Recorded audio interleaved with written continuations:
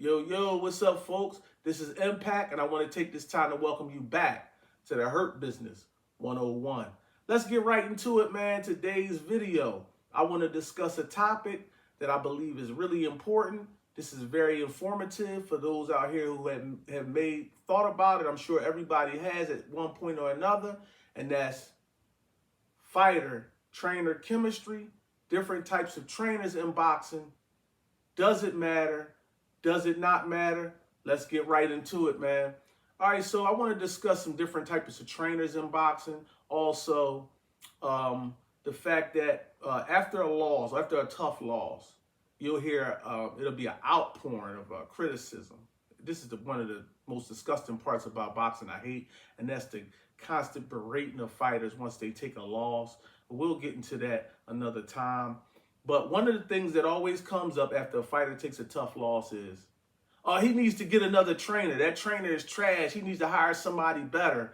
And I want to explain why that is not necessarily true. But first, let's get into the different types of trainers. Let's speak on that for a moment.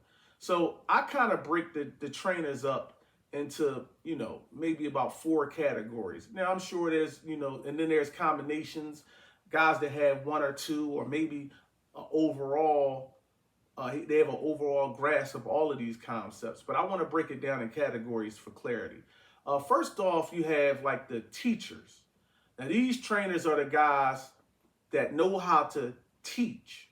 You know what I mean? You can be great at something, you can be great at something yourself, but not necessarily know how to articulate that to someone else and be able to teach them how to implement it.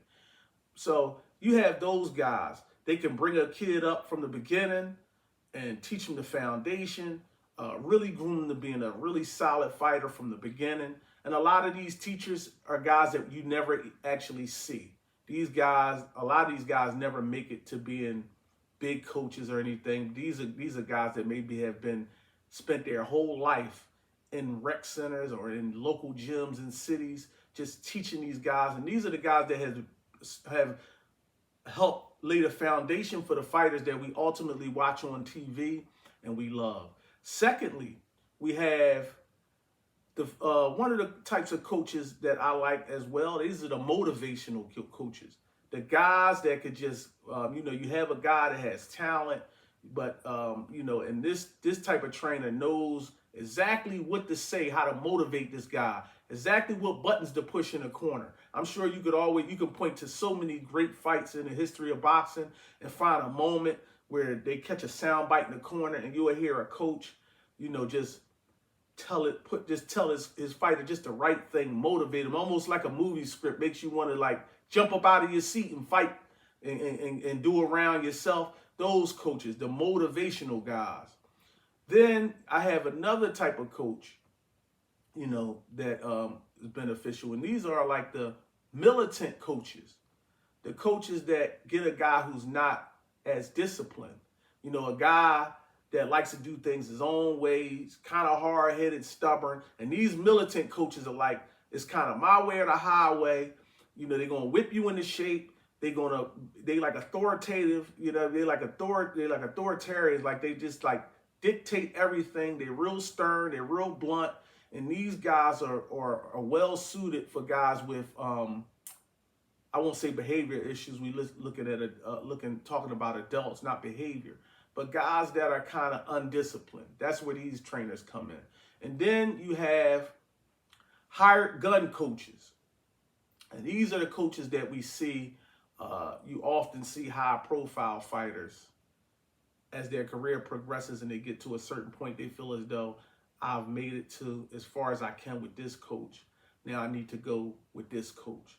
It doesn't always work out, but they believe that if I go to this hired gun coach, he can push me over the top, help me overcome some problems I had, maybe a tough loss or something like that. And those would be the guys like the Freddie Roaches, for the Mexicans, the Nacho Beristain, and then you also have guys like Floyd Mayweather Sr. that has started getting a lot of guys coming to him for hired guns and stuff like that. But I want to talk about the fighter-trainer relationships. People always believe it's just as easy as changing trainers.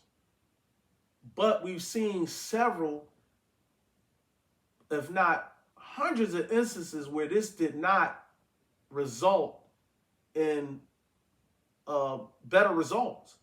For instance, we could never visit everything in one video, but I can bring this whole conversation full circle. I'll talk about Arturo Thunder Gotti. May you rest in peace. You were a great warrior for boxing, and we can't tell the story of boxing without at least bringing up your fights with Mickey Ward and how much they meant for boxing. Now, Arturo Gotti was like a blood and guts warrior, almost like a Rocky Balboa. Like that phrase, I'm willing to die out there in the ring, that's overblown a lot of times. It's just become something that's been cliche for guys to say. But if you watch the Arturo Gotti fight, you got the sense that he was one of the guys that was closest to, I'm willing to go there. You know what I'm saying? Like, he was like one of them guys you thought, like, he was ready to fucking die for that shit. You know what I'm saying? Like, he was like one of those guys that you really looked at, like, if there is a guy, he's it. And he fought his career in a way that was very pleasing for fans, because a lot of boxing fans, like, especially like I always talk about casual boxing fans, they want to see a real good fight. They want to see rock'em sock'em robots. They want to see guys go in there, go toe-to-toe, blow for blow. They want to see blood. They want to see knockdowns. They want to see a lot of drama in the fight. And he gave it to you. I don't care what type of boxing fan you were, you was going to enjoy an Arturo Gotti fight. Win, lose, or draw. That's why he was able to sell out arenas regardless of the fact that he wasn't going to win all of his fights. Everyone just accepted that he's going to win some and lose some, and that was enough. But I want to talk about him changing trainers. If you can remember, he changed trainers and went to work with Buddy McGirt. And the first thing Buddy McGirt did was he wanted to change him from being a blood and guts warrior to more of a boxer. He wanted to have him sticking behind his jab. You know what I mean? Being patient. You know what I mean? Running off combinations. He wanted to change the way Arturo Gotti fought. And I understand from his perspective why he did that. By the time Gotti got to him, he had been through a lot of wars, had a lot of wear and tear. I mean, he had been, he was a shell of himself, as far as how much damage he had taken. He still presented well in the ring. He still was a good fighter at that point. But McGirt wanted to, try to minimize the damage that he was taking and extend his career as far as he could. And he knew he needed to make some changes in order to do that. But we saw him go up against one of the greatest fighters, and especially defensive fighters and elusive fighters in the history of boxing, and it's not even debatable. And that's Floyd Mayweather Jr. At the time was Pretty Boy Floyd Mayweather Jr. That was a bad dude. And he came in the ring against Floyd, and he tried to stay behind his jab, tried to box, tried to, get into a thinking match. And he tried to get into a thinking match with the ultimate thinker and a guy whose fighting style was all wrong for him as he was prior, but definitely for you to try to implement a new style against. Against Floyd, your best bet is just to come in there and do what you've been doing and just try to make that work. Because the standing outside and boxing that McGirt had him trying was just getting him picked apart. I mean, this was one of my favorite performances of all time. My man South Beach will let y'all guys know that I talked about this fight all the time, and I would watch this fight sometimes on a monthly basis. I would just revisit this fight because it was a masterful beatdown. And he got into a boxing match with Floyd, was getting picked apart. And at some point, it was going so bad for him. And once fatigue and punishment starts to set in, what does a guy do that's just trying to implement a new style? He reverts back to his old self. That didn't work for him. He tried coming in. The more aggressive he got, the worse it got for him. Floyd picking him apart, punishing him, power, body, head, making him look foolish. I mean, totally demoralized the guy. And he ultimately beat him down so bad that Buddy McGirt just had to call it, told him, I love you too much to allow you to go through this punishment and, all of that kind of stuff. And I only bring that fight up just to bring everything to a head for you guys. Sometimes It's the combination. The fighter and trainer just have a chemistry where they know each other. This trainer knows what it takes to get this guy going. Doesn't mean if this trainer gets another fighter, he's going to be as successful with that fighter, because that combination may not work. The skill set of one fighter may mesh well with the training style of this particular trainer. Just because Floyd Mayweather Sr. was able to start his son off from a baby and groom him to be one of the greatest of all times, didn't mean that just because he done that, he just get any fighter and he can make him as successful as Floyd. It's about that fighter, personality, his attributes, how they mesh well with the trainer. And in that case, since you groomed him from day one, you formed him into the fighter he became, and along with his experiences and, you know, everything that he developed over time and his IQ for the sport, he became great.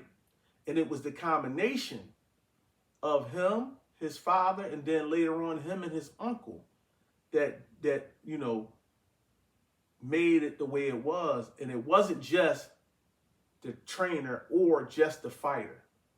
I'm gonna leave it right there in this video, man. Whenever y'all look at these videos and you have any questions, you can go down in the comments section. Tell me what you think, man. Push the like button. Also, subscribe to the channel. Share the videos. I know a lot of people are not hitting the, I don't have a lot of followers or nothing, but when you come in, definitely if you enjoy the content, hit the thumbs up button.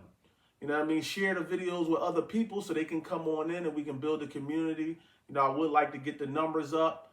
You know what I mean? Just so we got a bigger audience to get the videos out to. And also, once I get it up to a certain number, I'll start doing live streams. I don't want to do live streams for just a few people coming in. It's kind of a waste of time. But y'all, just want to thank y'all for tuning in to another edition of the Hurt Business 101. And you remember, I know they say it's no business like show business, but I say it's no business like the Hurt Business 101. Done.